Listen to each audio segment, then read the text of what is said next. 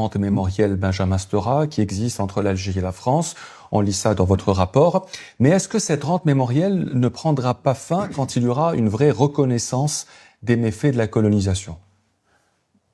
Bon, je ne vais pas être pessimiste, mais vous savez, toutes les nations... Elle a encore de belles années devant elle. Oui, je crois, malheureusement. Vous savez, toutes les nations fabriquent des récits, des romans, des histoires. Toutes les nations ont besoin de héros, ont besoin de points de repère chronologiques pour pouvoir assumer leur identité.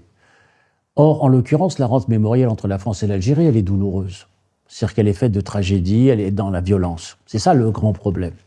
C'est-à-dire que l'écriture du roman national, d'un côté comme de l'autre, se fait dans une situation de passion, d'affrontement, de douleur. C'est là toute la difficulté.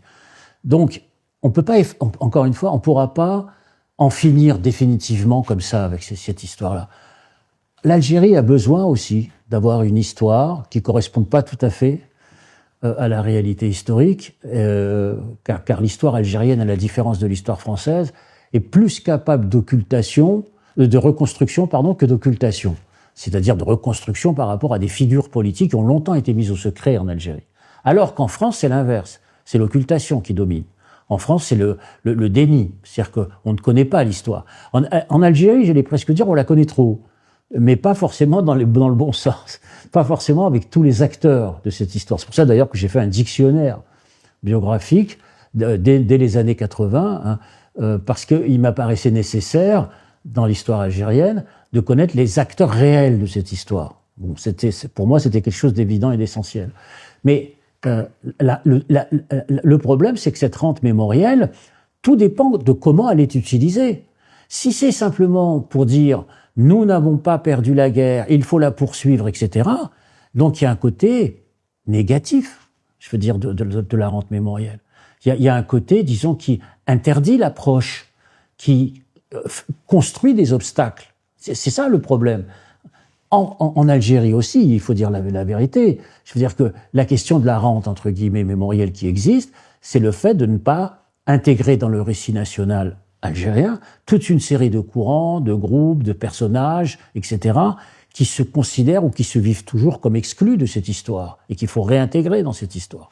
Donc, mais la différence, c'est que l'Algérie est devenue un pays indépendant. Je veux dire, elle n'a pas besoin de continuer cette guerre. Alors qu'en France, il y a le traumatisme de la perte, du deuil non accompli. C'est pas pareil. Vous voyez, on a des différences qui sont très importantes dans le rapport à la rente mémorielle. La rente mémorielle entre l'Algérie et la France ne relève pas seulement du passé, elle révèle un déséquilibre profond dans la manière d'assumer l'histoire. L'Algérie, en tant qu'État né d'une guerre de libération, n'a plus besoin d'entretenir un conflit mémoriel pour légitimer son existence. Sa souveraineté est acquise. En revanche, elle refuse que son histoire soit réduite à un récit incomplet, vidé de la réalité coloniale et de sa violence.